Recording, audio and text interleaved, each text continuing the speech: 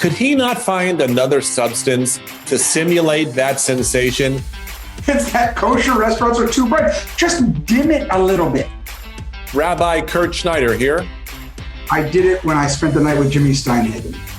That you have a counterintuitive, antithetical palate. It is the form in England to fill out to collect unemployment. Nope, I refuse to think before I speak.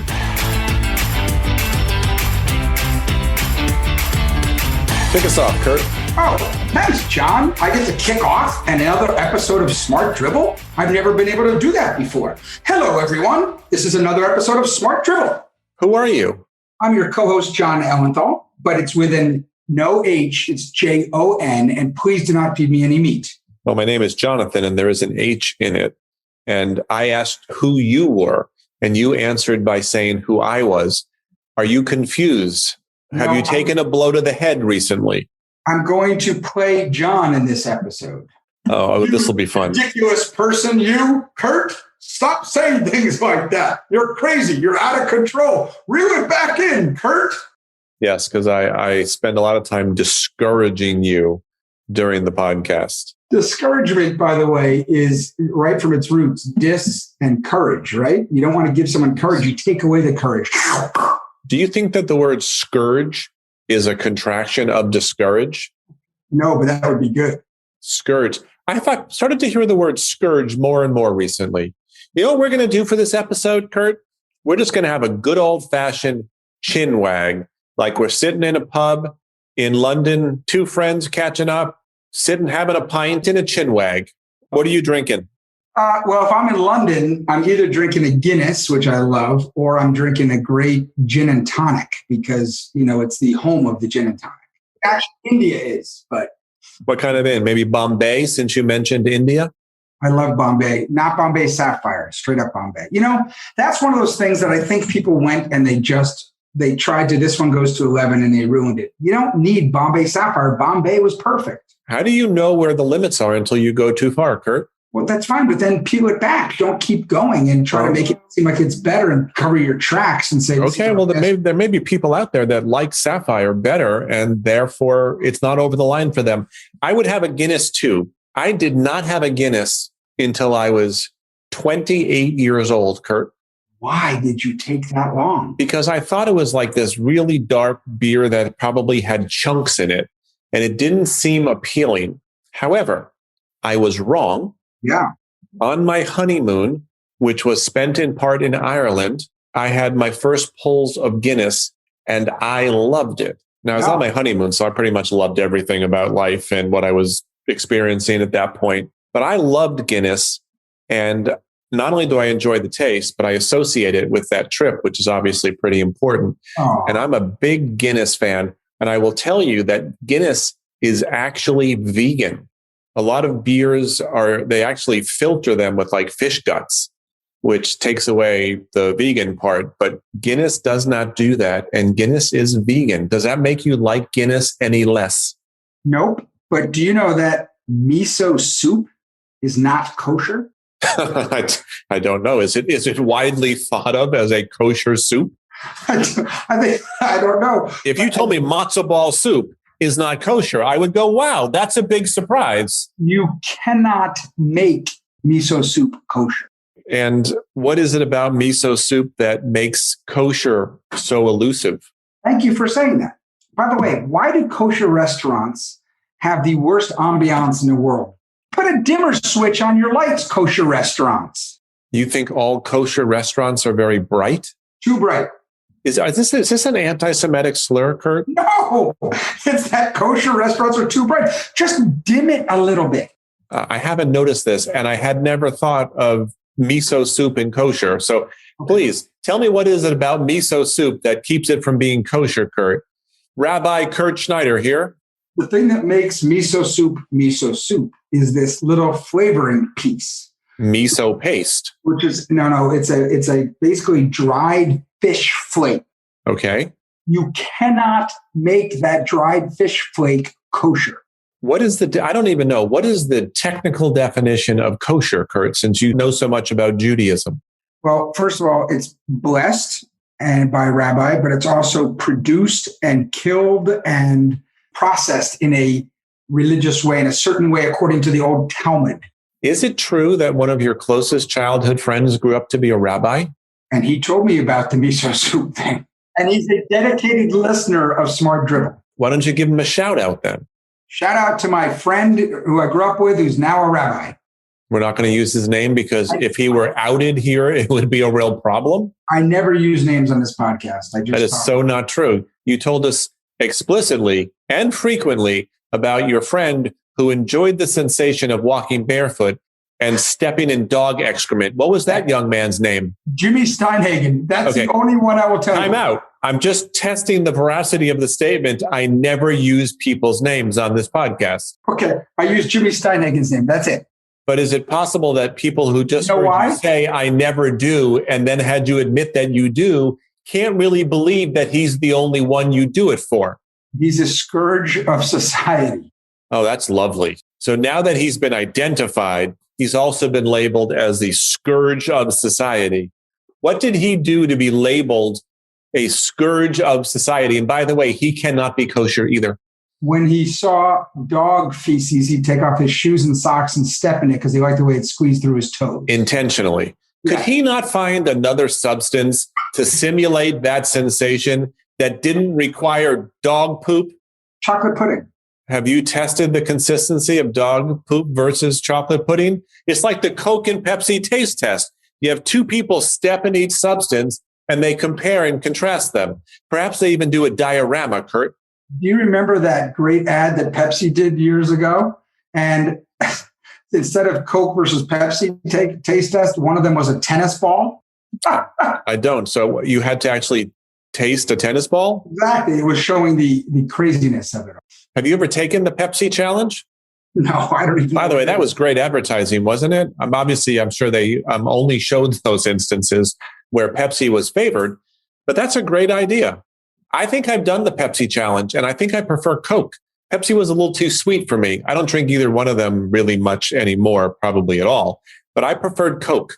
You know how people love to do this? They do wine tastings and blind. Before you go on, I'd like to know your point of view on the Coke versus Pepsi debate. I don't drink soda, so I don't care. Okay. I still want your opinion. Have you ever had Pepsi? Yes or no? Just answer yes or no. Yes. Have you ever had Coca-Cola? Yes or no? Yes. That gives you enough information to decide which one you like better. Which is it?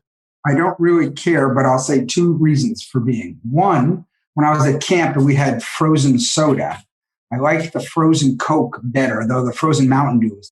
But my grandmother, who passed away when I was about 4, so I didn't know her that well, she loved Pepsi. So I'd have to. She also liked the Mets. That's why I like. I love the Mets. So that binds the three of us together, despite our disagreement about the popular cola brands. But here's a great use of Coke. I liked RC Cola the best. RC Cola has been around for a long time. In fact, it was a clue in a recent crossword puzzle, the Sunday New York Times, which I flail away at each weekend as my wife completes it. Oh, here's a good use of Coke, and let me be more clear. Here's a good use of Coca-Cola. And this is something I would order today if I were out. A Coke float with vanilla ice cream. Even better than root beer. You have an opinion on that? I can see that. You were going to talk about wine tasting, Kurt. Just when you go to people's houses and they have all the wine and it's cloaked and it's a blind. Yeah, it's wine tasting. So why does every person who's ever hosted or done a blind wine tasting revel in the fact when people can't get the expensive one right? I think it's probably universal that people assume or expect that the more expensive something is, the better it is. Therefore, they charge more for it because it's better, more valuable, more enjoyable, more blank. And then when you are surprised because your expectations are turned completely upside down, that's a fun moment. That's my answer. Okay, I get that. But, wine, of all the things, goes off your 8,000 whatever taste things in your mouth, your taste buds, plus smell, and gets all your senses. So if it gets all your senses are unique to you. Therefore, it is a subjective event, not objective. So why would one wine be more than the other? Well, I think everyone's free to prefer whatever wine they want to prefer. No argument there. But you would think that the wine you like better would be the more expensive wine. Now, perhaps you're just lucky that you have a counterintuitive, antithetical palate, and you get to enjoy wines you like more for a much lower price, which means, hey, bully for you. You know the song Red, Red Wine? Yes, I do. And it was sung by UB40, which was an English reggae band, which was kind of oxymoronic.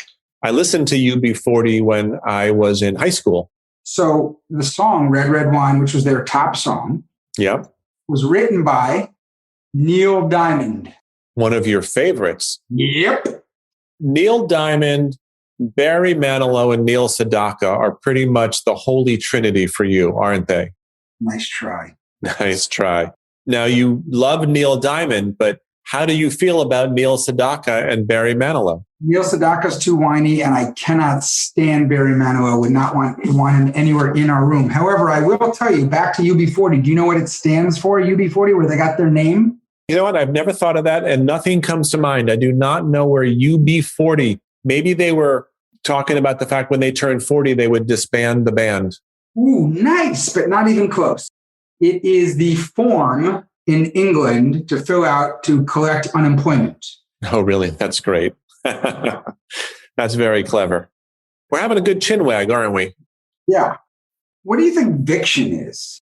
Like if you have conviction, what is just viction? Yeah. That's why I've always thought about you could be overwhelmed or underwhelmed, but what does it mean just to be whelmed? Yeah. If I can preempt you, what's empt? I don't know. And then, of course, similar to preempt is the word, not so similar, but prescient. What is shunt? And if you're adept or inept, then what's ept? What is ept? See, these are the big topics that we dig into during our chinwagging at our favorite pub in London while drinking Guinness. I think it's the pregnancy test you get in the supermarket. You know what? When it said EPT, I converted ept to EPT as well. When was the last time that you took a pregnancy test, Kurt?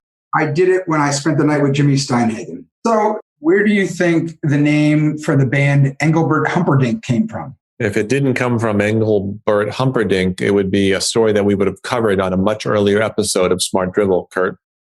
How about that as you're the parents, your last name is Humperdinck, and you decide to name your You're kid already fucked. It doesn't matter what let's say you named him Joey or Johnny or Billy. It doesn't matter. Your last name is Humperdinck. It really doesn't matter. So back to your question about conviction. So they not only had conviction, they had conviction, and they embraced it. And you have to respect that. Kurt, I don't believe that I know your favorite number. My favorite number is the same number since I was a kid, 8. And what is it about 8 that makes it your fave? It's kind of like the egg salad of numbers. It's a comfort food. It looks good. It feels good. It looks good on its own. It goes down easy. It is the same size up and down. You can flip it upside down. It looks like it's got some gravitas. It's strong, yet it's soft and sensitive at the same time. It has mobility, yet it also has a latency about it, which is actually very comforting and appealing.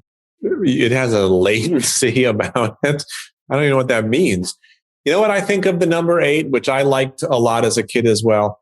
I think I've heard it referred to by many people as the vodka of numbers. Oh, boy. Then I'm not going to listen to it like it anymore. My favorite number is 18, which of course incorporates the number 8, but doesn't leave it to its own devices. Because 18 in Hebrew is chai, which means life. So it's a very important number in the Jewish religion. And while I'm not religious, it's a very important number. And my last 2 homes where I lived for the last 25 years, the street address was 18 both times, which is crazy. Why? Well, it's not that crazy, but. Are you trying to shame me? No, I'm just saying that's the problem with society these days. Here I go. Oh, God. Whenever you start off a sentence with, that's the problem with society these days, I feel real viction. We have become, and I'm not the only one that thinks. Oh, my God. Before you finish this sentence, promise me one thing. Yeah. You'll stop and think just for a second or two. Nope. We have become. Nope, I refuse to think before I speak. Kurt Schneider, that could be your epitaph one day, hopefully a long time from now. Here lies Kurt Schneider. He refused to think before he spoke. What's fun about that? So we have become a... There's nothing fun about thinking before you speak. We have become a hyperbolic society. Everything is EST. Everything is, you just said yourself. Superlatives abound. You just said, it is crazy that my street numbers were the same. It's not crazy. Get some perspective. Okay. No. I didn't say it's the craziest thing that ever happened. I said it was crazy. Superlatives are all about the most, the best, the fanciest, the fastest. We have become a hyperbolic society. I believe that there has been serious inflation. Look, I'm not going to build on your point because we'll be in the technology, social media, everyone looking at their phone gutter before we know it. And that's not why we got together for this Chinwag. I'm going to have to get you another Guinness. I would like that, but I would tell you that you're going to continue on with this. Okay. We had the Ice Age. We had the Bronze Age. We had the Industrial Age. We're now having the hyperbolic age because you know why? There's nothing left to sort of get to. So you have to think that the littlest things you do are the greatest. Well, I think it's mostly self-promotional. And I think it's reflective. Well, I completely agree that we've gone superlative crazy. Yes. Not superlative craziest, but superlative crazy. I think a lot of it has a self-promotional quality. I didn't hear what you said when I was speaking on account of the fact that I was speaking. Tell us again. I said it was the best thing you could have said. Agreed. So I think we are in the self-centered or self-absorbed age more than we're in the superlative age. And the whole thing is look at me, look at where I am, look at who I'm with, look at what I'm wearing, look at what I'm eating, look how cool I look. So how do you square that with the Pied Piper taking all the kids when he was supposed to take all the rats out of Hamlin? How do I square that? Yeah. How does that work? I don't know what you mean. Well, we're in this hyperbolic society, as you're saying. And no, that's what you were saying. I was saying we were in a self-absorbed society. He was sent, people paid him because he could play his flute and he'd get all the rats. It was a rat-infested town. And instead, he took all their money and played, and the children all came out and he took all their children away. And what does that tell you? He was a rat bastard. Yeah. Now that's a good term. I've called many people a rat bastard. I don't even know where that came from. You know, I saw a documentary on the Rat Pack the other night. That's where it came from? No, but the Rat Pack was a compliment. I think it's the only time the word rat has been used in a positive context. Yes, it's not you dirty rat, you dirty rat. Let's think, look, how about Ratatouille? That little guy was very popular, very friendly. Do you think he could have been as popular as he was if the Rat Pack had not pre-existed him? Yes, they clearly paved the road that made it possible. If I have seen farther, it's because I've stood on the shoulders of giant rats up until now. When I was a kid, my mother would make ratatouille.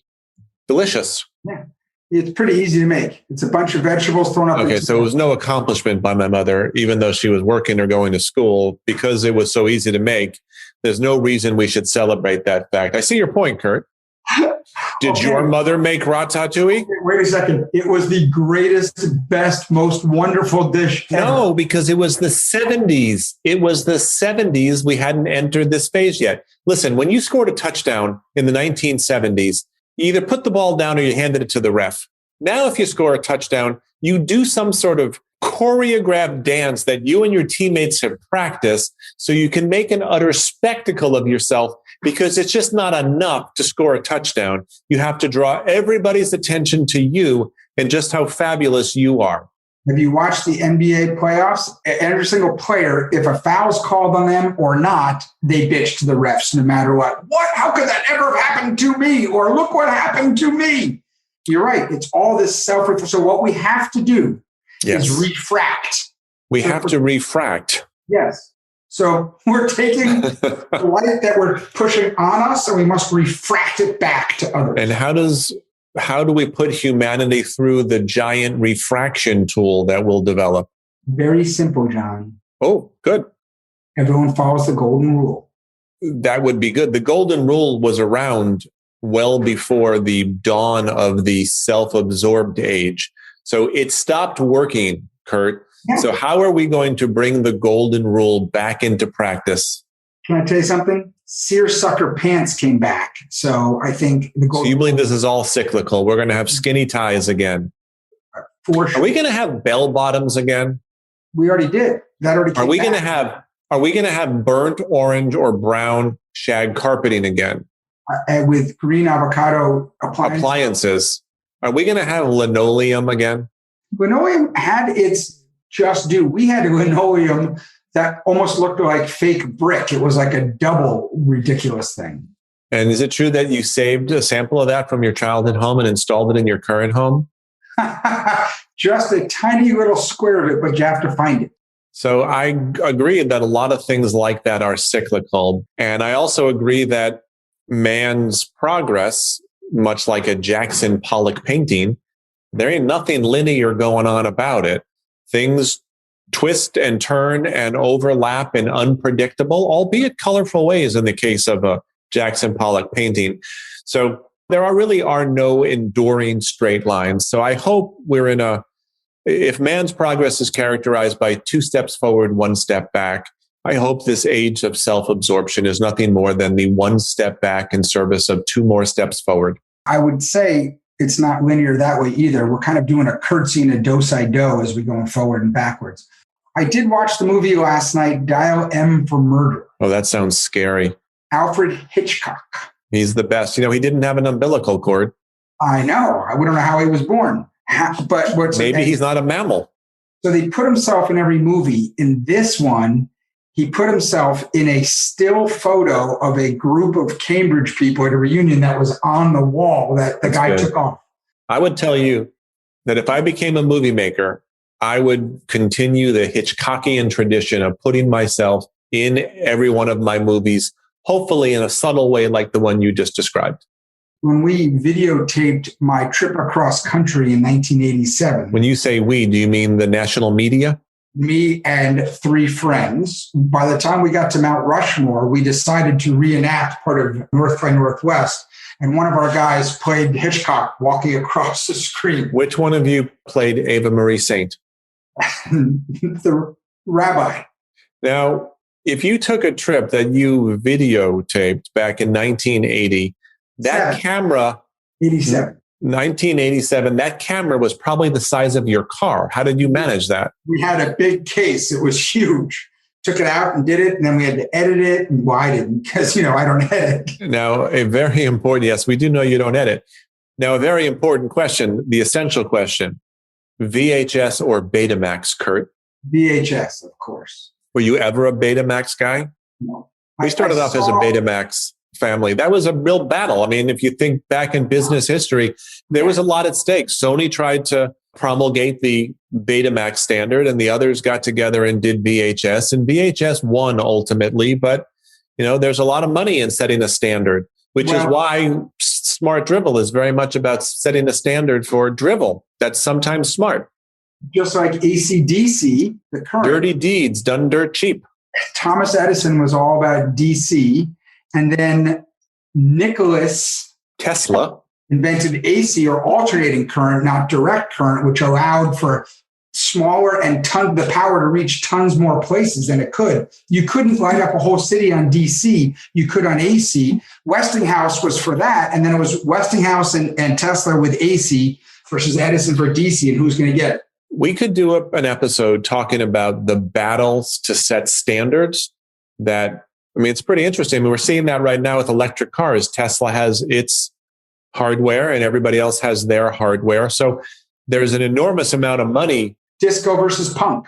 Did they compete at the same time to set the standard? Yeah. And guess what? They both lost. Okay. I don't get how that's analogous to Betamax and VHS, Kurt. How many Guinnesses have you had during the Chinwag? I think you may have had too many. I was watching Dial M for Murder.